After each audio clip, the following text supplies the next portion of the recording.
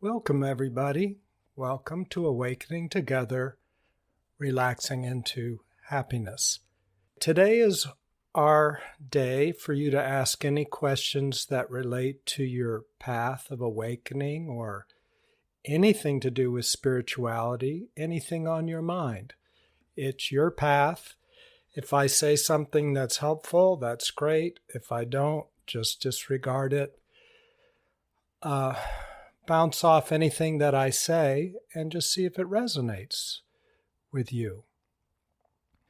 Good morning, everybody. It's so good to see you. Great to see you. Hello. Well, while you're thinking of something that perhaps you want to guide our conversation at least a little while with, I'll talk just for a minute or two or a few minutes. Oh, okay, Anita's got a question, so let's just start with that. Anita asked, what are the best books you've read for spiritual awakening and overcoming trauma?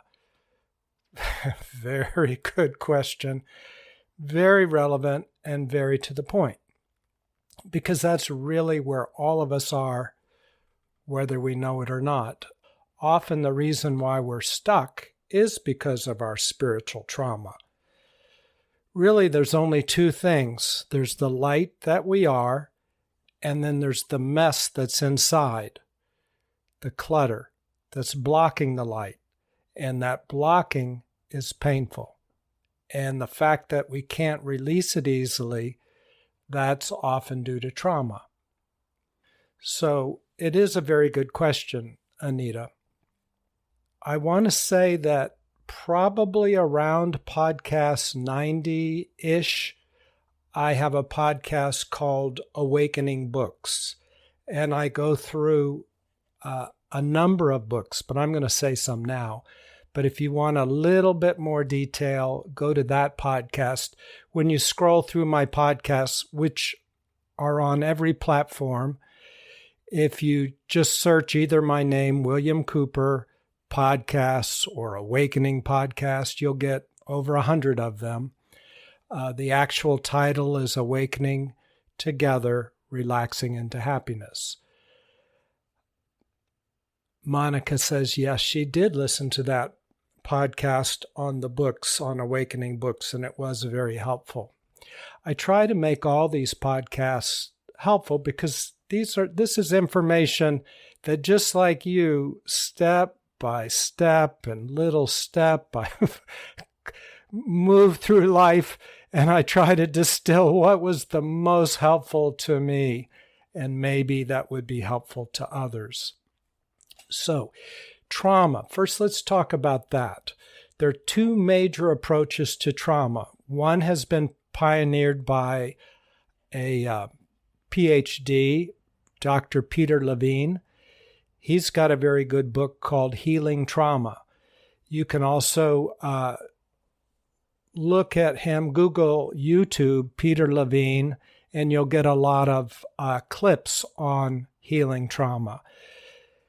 Also on my website, which is somewhere in every platform, you'll see my name under my biography, and there'll be a website in there somewhere. If you go to the resources page on that website, I have two, I think, very relevant YouTube videos through Peter Levine that I think kind of distill it down, or at least give you a good start on working with trauma. His basic premise with trauma is it's kind of like a muscle cramp inside of us where it's stuck. That's why a lot of our stuff just doesn't leave, no matter how long we've been meditating, no matter how many spiritual practices we've done. Maybe it's loosened it, maybe it's helped it, but if it hasn't, it's probably stuck due to some kind of PTSD that really could just be lots of little traumas over a long period of time. I laughingly say, well, isn't that what childhood is called? PTSD over lots of little cuts and bruises emotionally for a long period of time. Or big traumas. Sometimes you're traumatized and you don't quite realize it.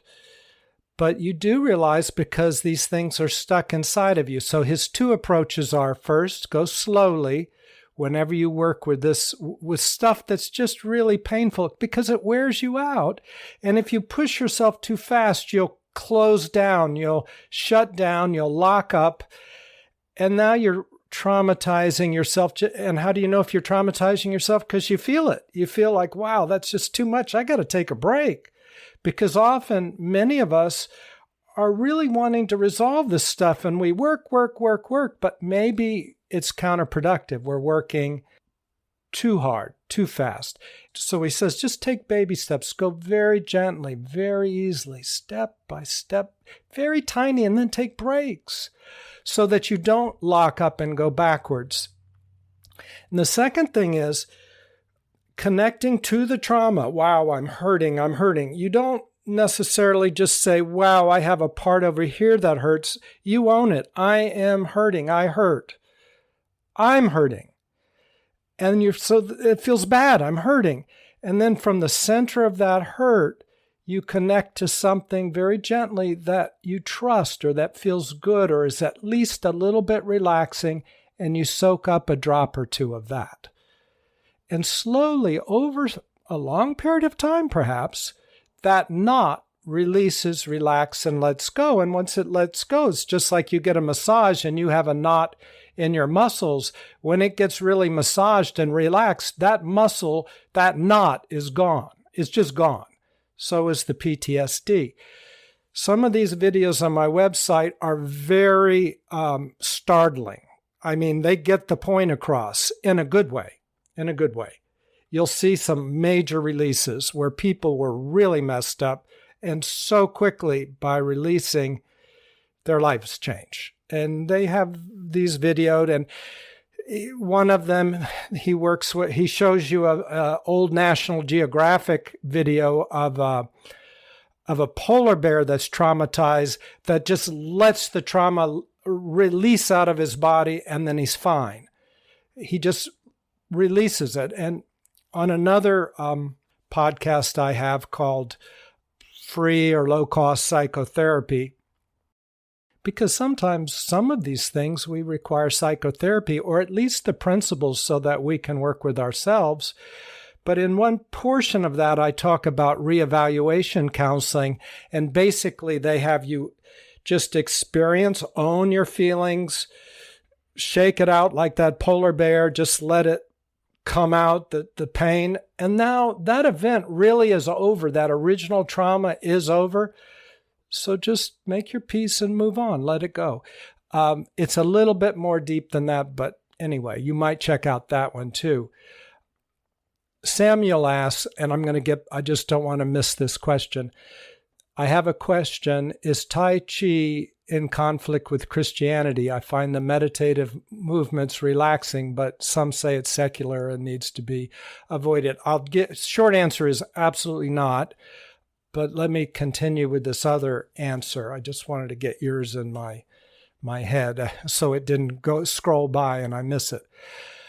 The second approach to trauma is internal family systems.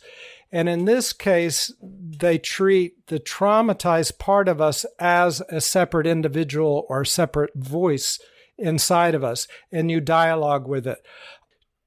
Do you feel alone? Yes. Do you feel hurting? Yes. How do you feel? I am anxious. I'm very anxious. Do you even know that I exist? Me, the one asking, me, the big me. Do you know that I exist? You ask the traumatized part. No, or kind of. How old do you think I am? I don't know. Well, did you know I'm so-and-so age old? I have a lot of experience. I'd like to help you. Well, I don't want your help, perhaps. Anyway, you dialogue until that part starts to trust and relax into you. And then it can relax just like that muscle, release it, let go, and disappear. So it's another approach on how to access these knots. So internal family systems I think it's Schwartz is the founder, and he wrote a book, More Than the Sum of Our Parts. That's very good. And also on my research source page on my website, I talk about those books and some audiobooks, how to get those very inexpensively.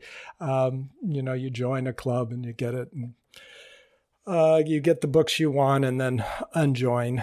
Anyway, there's some ways that if any of you need some sort of attention, you don't have to worry about the finances of it. So I think it was Samuel. And other books, if you're thinking about going to India or just want to have the experience of going to India without even going to India, I love the book In Search of a Secret India by Paul Brunton, Brunton, probably. I'm spelling it wrong, probably, but something like that. Very good. And I would just listen to my podcast because there's a lot of them and they're very good. I think I list maybe 10 of them that I think. Of course, there's Yogananda's Autobiography of a Yogi. That's a classic. Everybody's read that almost. If you haven't, that's a good thing. Anita asks, William, do you see the benefit of doing IFS and somatic experience with Peter Levine together? Yes. What I would do is the audiobooks are really good. Get them on Audible Books. Join for like 1 month and you get them for half price. And I think you get 2 books free, or I don't know. Look on my website or just go to their site and look. The Audible books are good because they're spoken by the author, who's invented the technique, and he leads you through exercises. And so it's really pretty powerful, and it's very compassionate because they're into it. So a lot comes across on the Audible books, but a regular book would be great too. But if you get a chance for the Audible books, I get it. Because, these things hurt and you need some good attention. Finally, if these don't do the trick, and for a lot of people they will, find a therapist that is familiar with working with PTSD. A lot of them are not. You have to ask them, how many people have you worked with? Are you familiar with it? How long have you been doing it? Stuff like that. Okay, Samuel asked about Tai Chi. I have a Master of Theology. I went 4 years to seminary. I've been a board president of a church, given sermons, all that stuff. So I understand. I actually, unfortunately, got involved in a very conservative church that turned out to be a cult that got on 2020 and Nightline or something. I don't know. So it was a mess. It got kicked out of the otherwise very conservative church that was housing it, and that church kicked it out. So the original church, which was Church of Christ, it's just very conservative, but it's okay. But I got involved in a very hard situation. And I'm just saying, I understand the fear that some of us have gone through, and it's tough. And I don't want to step on any toes, but I do want to say Jesus is love. He really is. If you listen to my podcast, somebody asked me on one of these live sessions, what was it like when Jesus appeared to me? Because he did appear to me, and he's my friend, and he comes anytime I want. But this time, it was before I knew what was going on, and I fainted 3 times in a row, fell in water, all this stuff. It's a long story. I won't go through it. But the big thing that, but it's on that podcast. You'll see it in the title, maybe around, let's say, podcast 80. The big thing is he laughed so much. He laughed, and there was no judgment when my life flashed in front of my eyes. It says on the last day, everything is revealed. Well, with Jesus, everything came up, my whole life, and it flashed before my eyes. And the good stuff, it was great, and he enjoyed watching it so much. And then I had embarrassing stuff, quote unquote, bad stuff. And he just laughed and laughed and laughed. There was no judgment. He said, "What were you thinking? What was that about?" But there was not the judgment that I was taught about. It didn't exist. Jesus was big on forgiveness. There's a reason for that. He didn't hold on to stuff. He just loved. So you want to approach, if something opens you up and helps you flow, that's what Jesus did. And that's what he was teaching us to do. He said, "I am the way." Was he a tense, snarled up, worried person? Is that why people followed him? No. He was relaxed, so radiant that thousands of people followed him, even though they couldn't hear a word that he said. Because remember, they didn't have microphones back then. So if you're in a room of 25 people and there's one baby and somebody coughing, you can't hear what the person's saying. What if there's 3,000, 5,000 people, goats, mules, lambs? You don't hear anything. Nobody knew anything. They just felt the power of Jesus's radiant light and love. That comes when you open up, relax. And there are so many ways to let our burdens go. And by the way, what's another name for our burdens? That's sin. That's just being cut off from ourselves.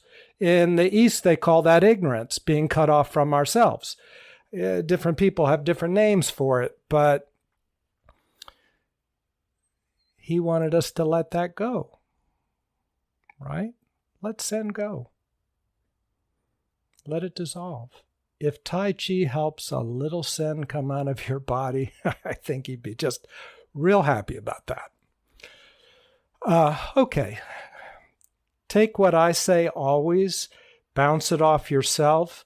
And I've been in situations where at one time in my life, a certain answer did not apply, it was not helpful, and later it became helpful, or vice versa. So take everything I say with a grain of salt. Listen to your heart. Listen to yourself.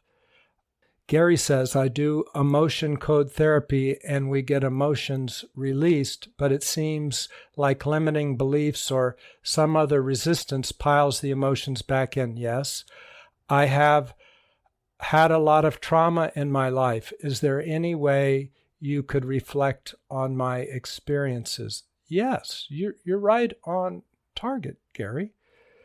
See, we're all in the same boat. If you're on this earth, everybody is experiencing some version of what you just said, Gary, what everybody here has just said. There's only two things: the light of who we are, really who we are. That's already there. And then there's all the mess that we have on top of it. That's it. Now, what releases mess? What releases that? Well, I try to go through that as thoroughly as I can in the last 100 podcasts. So if you haven't listened to those are a resource for you. They're free. Start with number 1 and work your way forward. But I'm going to give you the summary. If you relaxed, why is mess in there? What is the blockages? What are those? What are the traumas? Traumas are things. Some event happened or some thought happened or something happened and we reacted to it and it was overwhelming to us, so we couldn't handle it and we pushed it away. And where did we push it? We pushed it into our body. Now, if we just did that one time, that would be okay. If we did it 2 times, that would be okay. But how many times when somebody's cut us off in traffic or somebody's interrupted us, or maybe we had a childhood and people were bullying us or something. How many little things we just couldn't handle and we just pushed it aside? We didn't want to think about it. We thought about it some, but then we pushed it to the side. For most of us, I don't want to say it's 1 million, but let's say 100,000. I don't know. Who knows? A lot. Well, those stay inside of us until we do the opposite thing, which is to let them flow through. Let them continue on through our body. Let them release. Well, why don't we do that? Because when they come up, they hurt. But they hurt, that's why we didn't want to feel them in the first place. And so when they come up, they're still hurting. And we didn't want to feel it way back then. We don't want to feel it today. So we push it back down. So these thousands of things stay inside of us, and they're little balls, little vortexes of energy, and they're all piled up, and they're obscuring our light. You know, in the Bible, back to what Samuel was talking about, or what I was talking about, that's called sin. In the East, that's ignorance. In the West, that's psychological trauma. You know, you could call it whatever, but that's what it is. Thank you, Gary. Gary says, I've listened to many of your podcasts. Love them. Thank you, Gary. And thank you for asking these questions.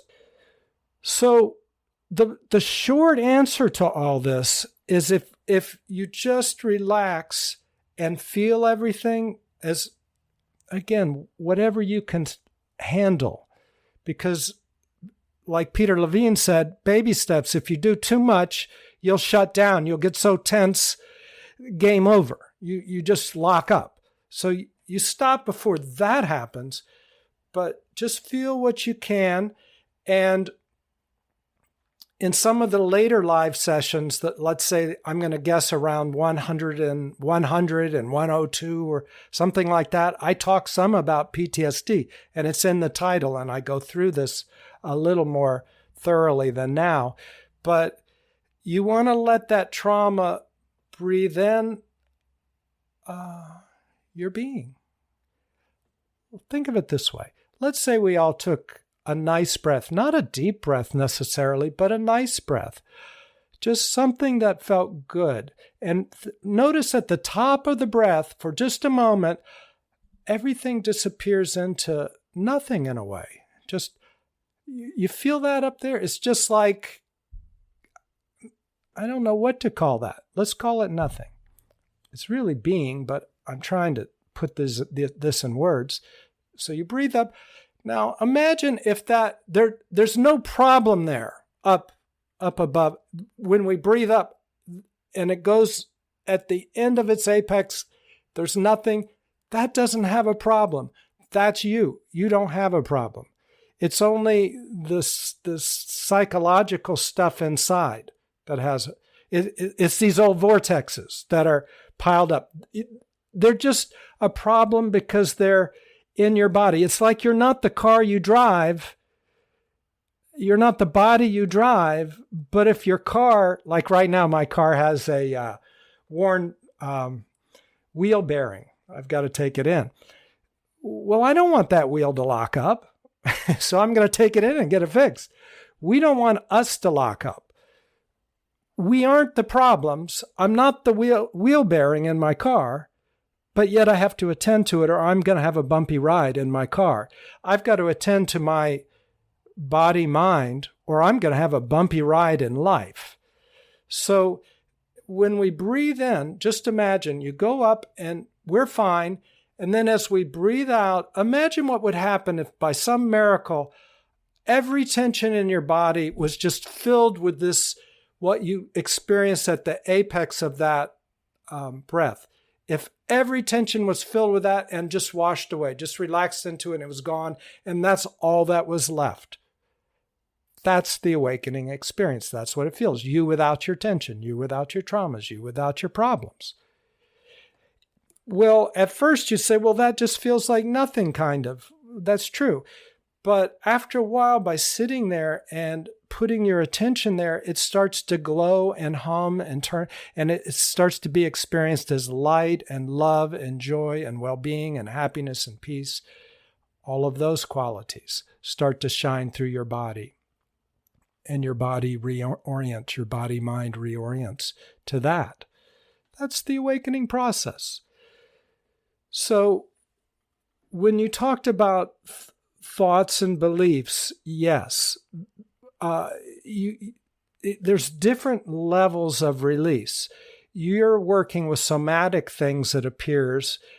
the emotional code, and I'm not familiar with that, but it probably releases emotions and locked up parts of our body, I suppose. I'm just guessing.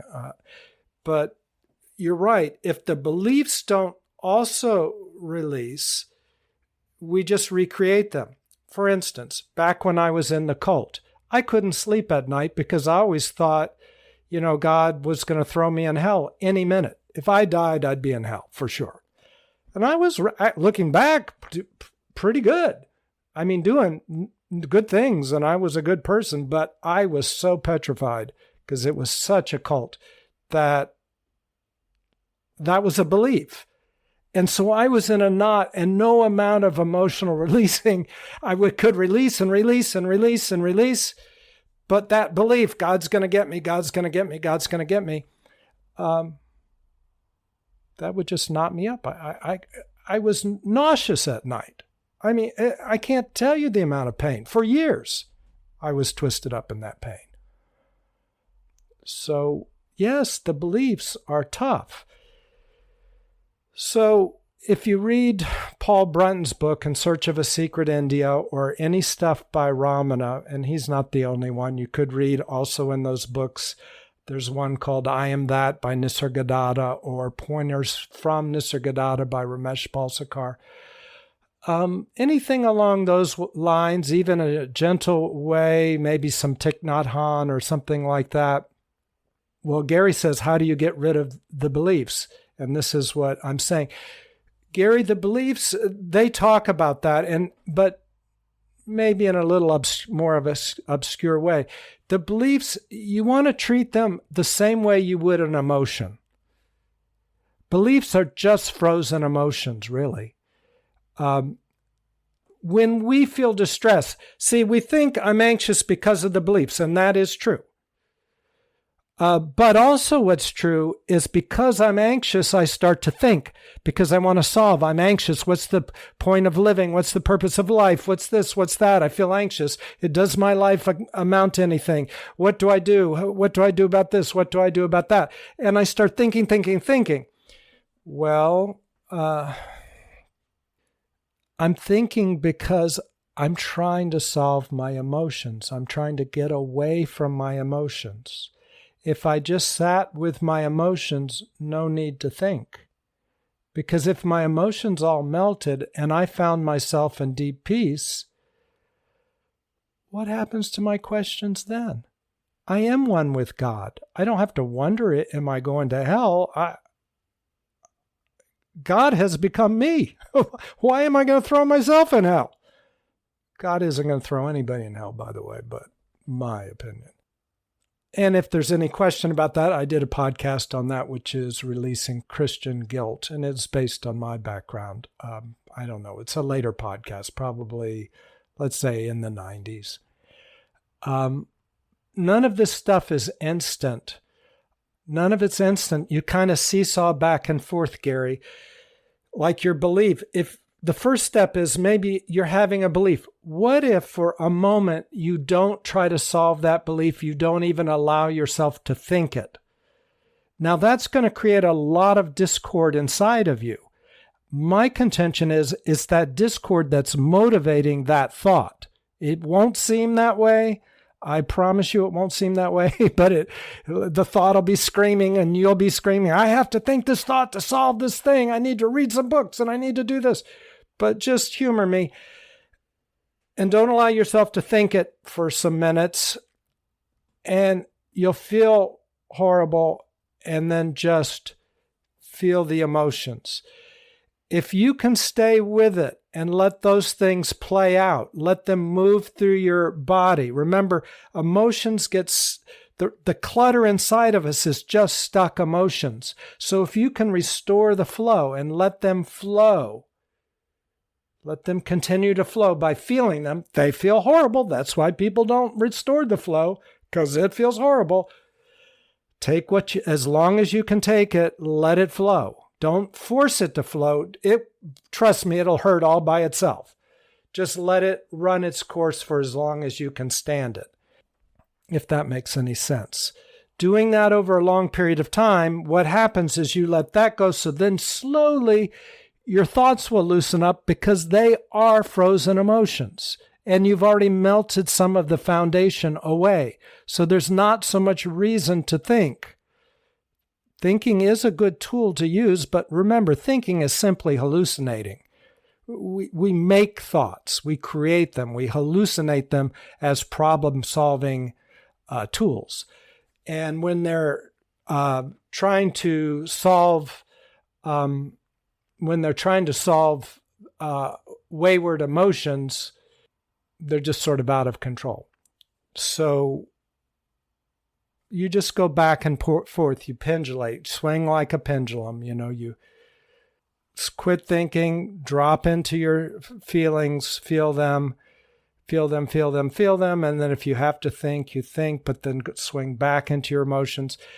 And you let the whole thing be informed by the qualities of your being. This is what you feel when you meditate, the part of you that's watching the thoughts, watching the emotions. You don't get involved with them, you watch them, you experience them. That part that's watching has no problems. That's you. There isn't a problem right there.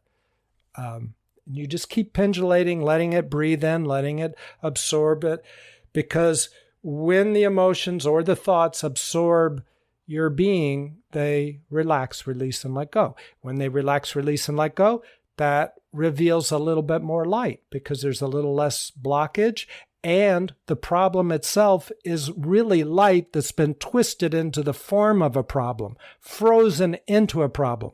There's only one thing, and that's consciousness. So every problem is consciousness. It is love. It's just been twisted, hallucinated, created into a problem. So by sitting there and observing it, it begins to melt and release its energy, the pent-up energy, which is your aura, which is your aura. It's your light. So you don't want to get rid of your problems. That is your light. That is your consciousness. You don't want to get rid of them. You just want them to melt and radiate clearly and not in a twisted way. Okay, I hope that helps some. If it doesn't, you just circle back and ask me some in a different way. Okay, Blossom said, and hi, Blossom. Blossom has some beautiful music. She produces and plays from an awakened state, and you can go to her on Insight Timer, Blossom Violet, and look under teachers, and you'll hear hers. They're quite beautiful. Anyway, she says, just had an aha moment, a realization. Thank you. Okay, thank you, Blossom. Thank you. Yeah, that's how it works for all of us. Monica says, love Blossom's music. Yeah, it's beautiful. Insight Timer, wow, they've got a lot of good stuff, don't they? A lot of good stuff collected there. So what we're trying to do is restore the flow, and we do that by feeling what we could not feel before, what we would not feel before. We start feeling it now. I remember my guru, one of my main ones, Bhagavan, in Andhra Pradesh, he said to us, it might have been my first visit there, he said, do you know why you suffer? Now, I'm a psychotherapist, so yeah, tell me. Why? I think I know some reasons, but what do you got in mind? You're the guru. He says you suffer, first of all, he says your garbage pits inside, you're like sewers, and it's really hard for me to sit with you all because I feel everything that you are. And what he meant is we're all this unresolved mess inside that we haven't been able to feel or deal with. It's like you don't clean up your room for 40 years. A lot of socks and pizza boxes in there. It just is, it smells after a while. Well, we smell. So he said, the reason you suffer is because you do not experience life fully. You don't live life. And I was like, what? What do you mean by that? He said, just what we've talked about. something happens in the outside world, you can't handle it, so you push it away, and it sticks inside of you somewhere. It turns into a little ball, a little vortex of energy, of pain, and you push it out of your consciousness and you think it's gone. I have a cat, Nico, and when he doesn't like something, he sticks his head under a pillow. His whole body's sticking out, but his head's under a pillow and he can't see it. He thinks it's gone. Well, that's what we do. I mean, it's the same thing. We just do that inside. How many times have you heard somebody said, well, just take your mind off of it. Go for a run, take your mind off of it. Go out and do something, get your mind off of it. Well, where does that go? That vortex. Okay, we got our mind off of it. We think it's gone, just like Nico thinks the problem's gone when he has his head under the pillow. It's not gone. It's just out of our consciousness. And it coming up later, 10, 20, 30 years later, when there's like 1,000 of these things, 10,000 of them. The way you discreate them is to restore the flow, restore the natural flow. That is, let them feel. Feel what you did not feel before. Allow it to continue its process, and it will melt out of you naturally. When you let it melt out naturally, natural things start to happen. And we'll talk about that perhaps in a minute. But Laura says, I do that all the time, grieving now, something I couldn't grieve before. Yes. That's painful, Laura. This stuff is hard. I am not. And by the way, Jesus would run around all the time saying, forgive, forgive, forgive, forgive. That is another word for letting go. Let your flow continue. Restore your flow. But it doesn't mean that what the person did wasn't horrible. It doesn't mean that. It just means that you're not going to die because of it. This horrible thing perhaps this person did is not going to end your life. You didn't do the thing. You were in the presence of this horrible thing. So why should you be suffering? You just let it go. You forgive it. Doesn't mean condone it. Just means forgive it. About this grief, though, there's different kinds of grief. And, some kinds of grief, for instance, if you're close to somebody and a relationship is over, or somebody dies, or you lose a pet, something like that, you lose something that you were very connected to, that's partially biological for a while. It's like a phantom limb is gone, and it just hurts for a while. And that's not something that you can spiritualize away. And I'm not saying this is the case for you, Laura, but I'm just saying in general, because spiritual stuff has many levels and it's complex. It's just like working on your car. The tire is different from the seat or the seat belt or the rearview mirror or the wheel bearing or spirituality isn't just one thing. It's very specific. So we connect and we slow down. We look and we notice and we trust ourselves and we notice, wow, there's no amount of changing thoughts or releasing emotions that's going to heal this pain right now. This is biological. It's just going to hurt. Just like if I hit my hand with a hammer, there's no amount of me reading a book that's going to help, or meditating that's going to help. It hurts. It's biological. I broke my hand because of the hammer. So you have to look at, where's this pain coming from? What's going on? There's different kinds of pain.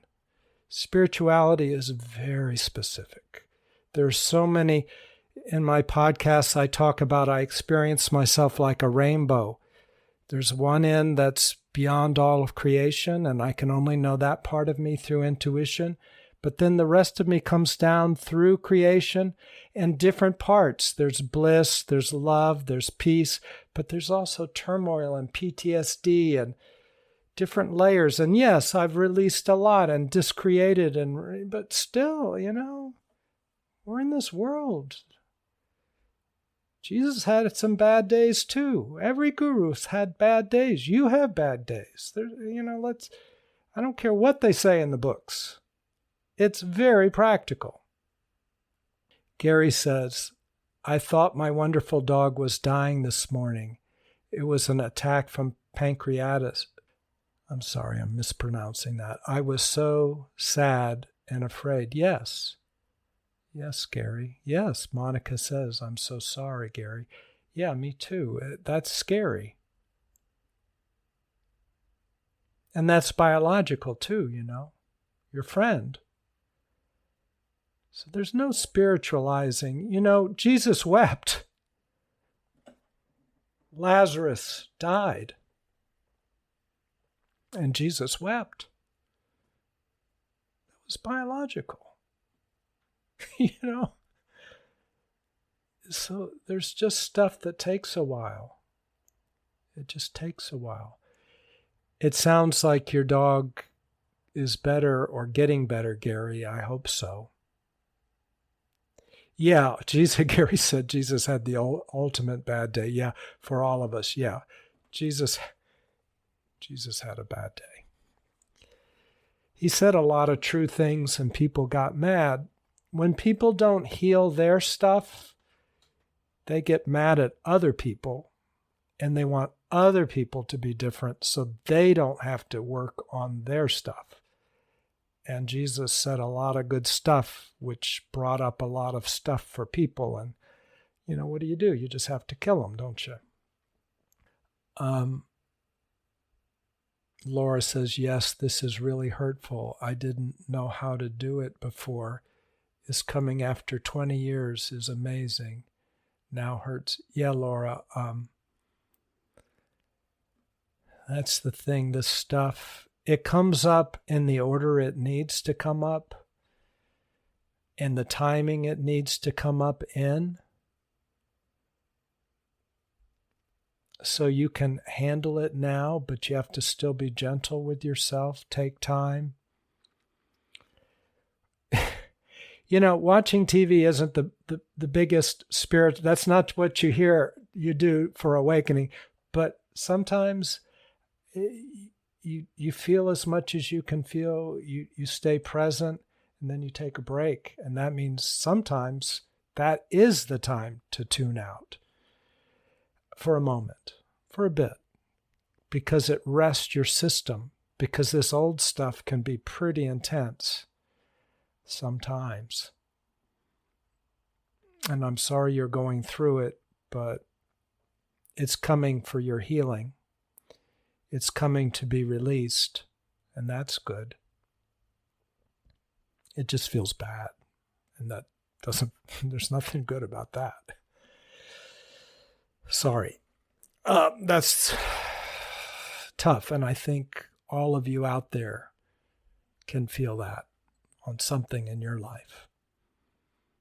So thank you for bringing that up, Laura.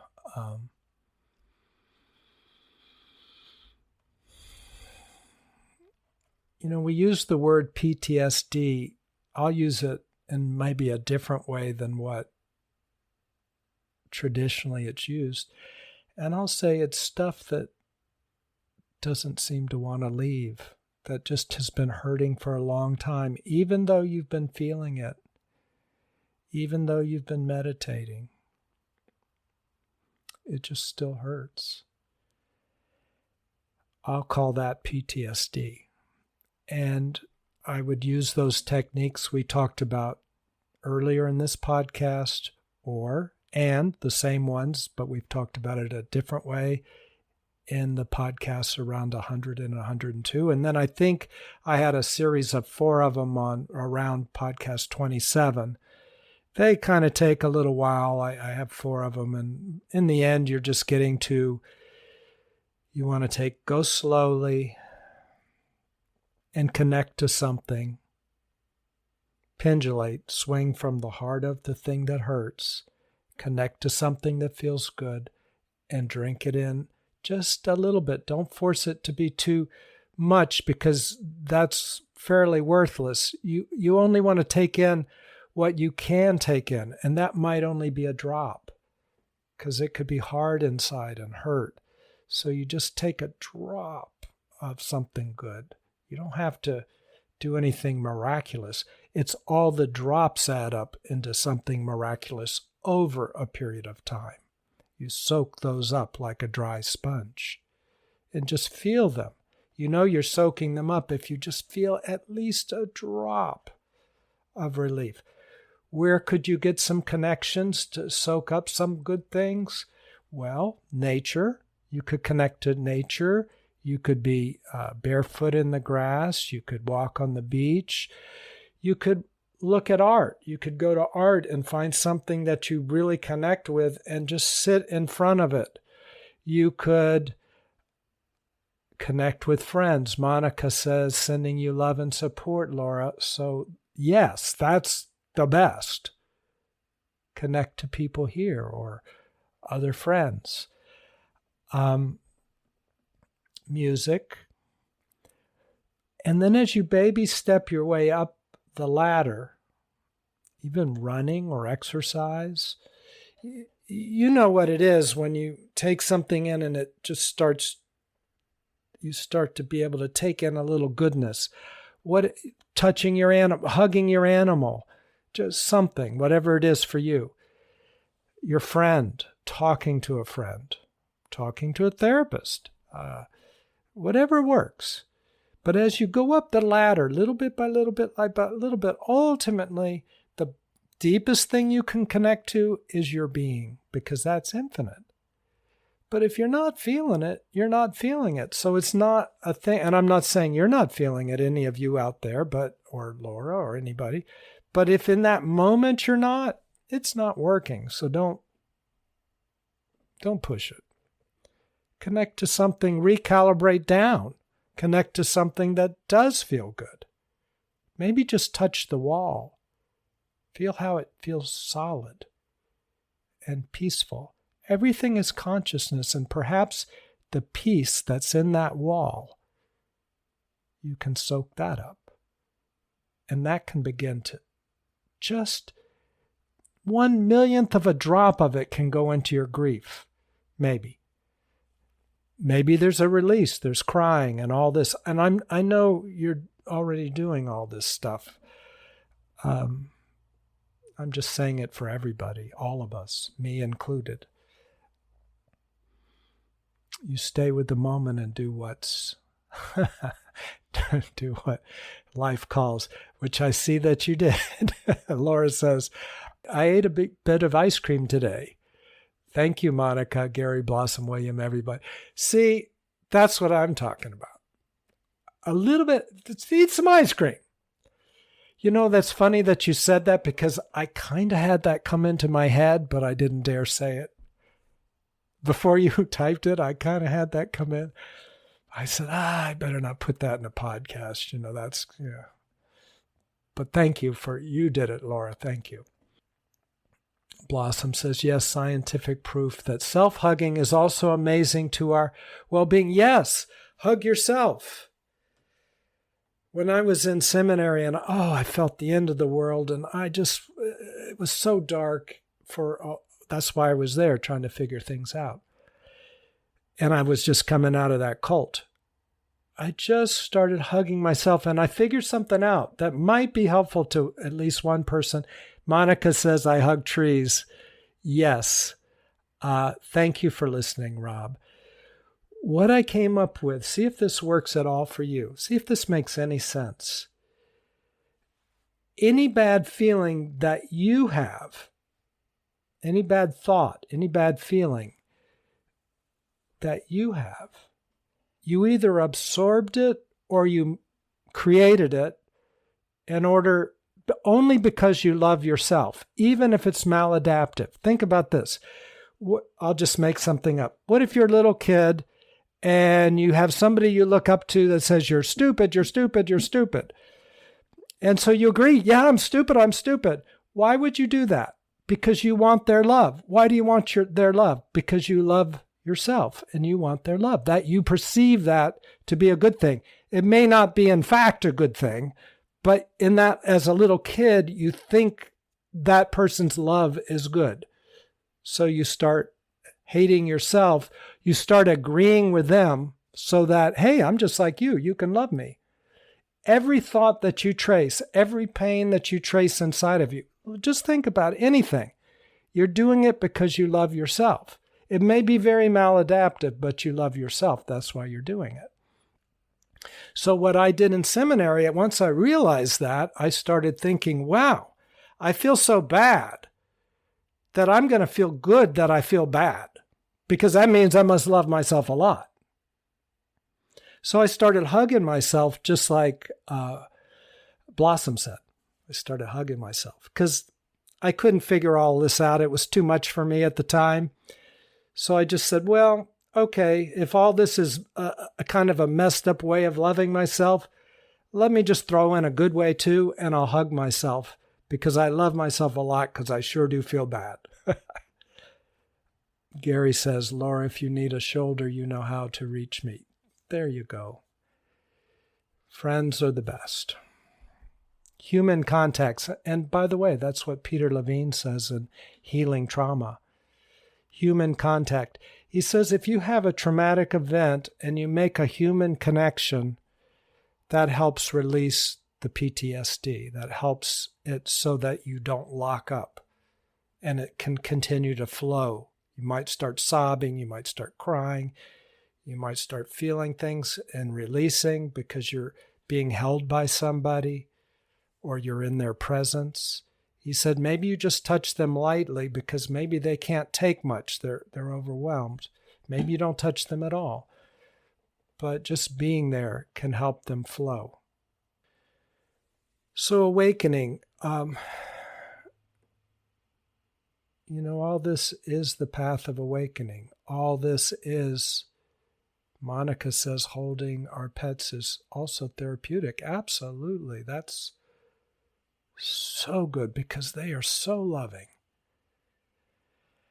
But awakening is letting all this stuff, reestablishing the flow.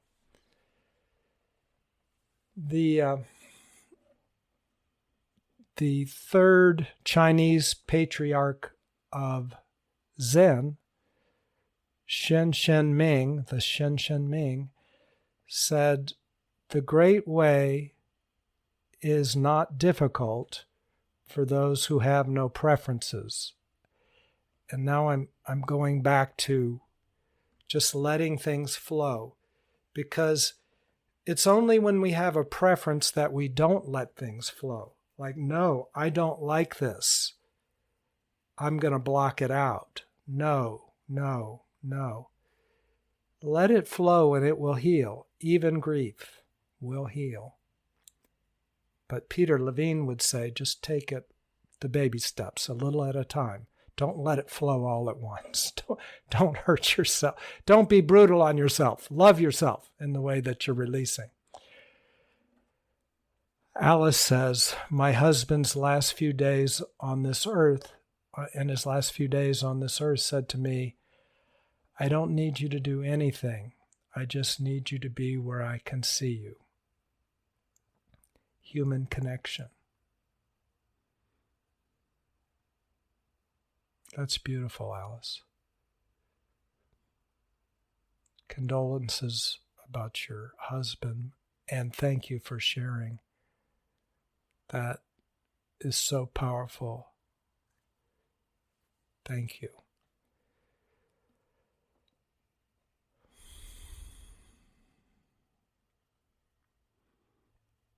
In those connections, we can relax, we can flow, and even at the time of death, we can let go because we're held, even if it's just by seeing you, just by being with you.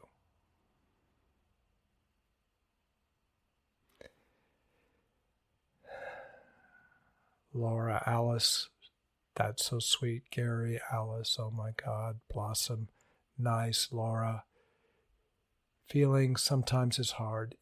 Laura, feeling always is hard. Do what you can, but it's not a grim duty. It's just you release and then eat some ice cream. Go for a walk. See if you can get for 1 minute to a place where you could just feel whatever comes through you without stopping it. For 30 seconds maybe. And then the week after, see if you could do 45 seconds. When I say baby steps, I mean micro baby steps. Make it smaller than you think is reasonable.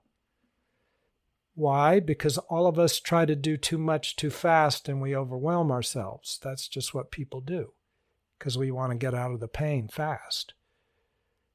Go slow and you'll connect to yourself faster. You'll heal faster. But see if the point is to let things flow. So see if you can let things flow for whatever the period of time for you is that works. If that's 5 minutes, if that's 4 minutes, if that's 1 hour, if that's 10 minutes, I don't know. But don't overdo it. And just breathe in or connect to something that feels good. So as you let go, you're with something that you can absorb goodness. Your pet, your friend, touching the wall, touching the grass, hugging the tree. Alice says, thanks everyone, you have all made me feel held. Oh, wow. Okay. Thank you, Alice, for helping us all feel held. Thank you. Okay.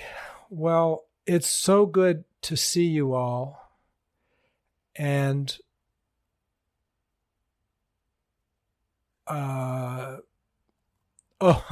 Blossom says, I hope I can schedule some during your waking hours. Yeah, this is probably 7 p.m. I don't even know what time it is for you. 6 a.m. or something maybe in Australia. Sorry, but thank you for joining. I get some people are working. I'm trying to do this as a first later time, and then I had earlier times. It's complicated. Started at 8:30 a.m. Okay. Well, okay. That's early. We'll experiment around. But thank you all. If you like these podcasts, let me just ask, if they're good for you, tell somebody. Just pass a link to somebody. Let them check them out. Maybe they hate them. Maybe they like them. Maybe they're so-so. But if they're helpful and opening to you, they might be helpful and opening to others in the world, and that has to be a good thing. We all work together. They're all free. There's no strings attached. You've listened to them. So,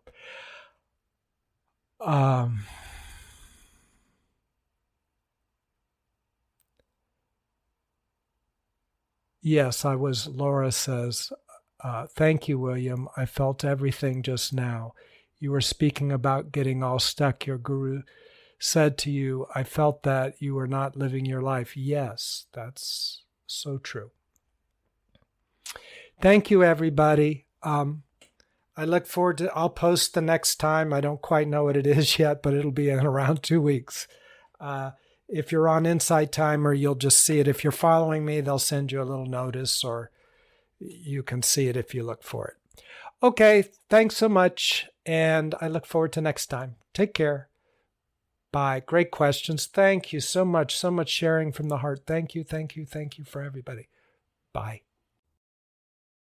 Hello, this is William. If you've enjoyed this podcast, please consider sharing it with somebody else. Send them a link. Thanks so much.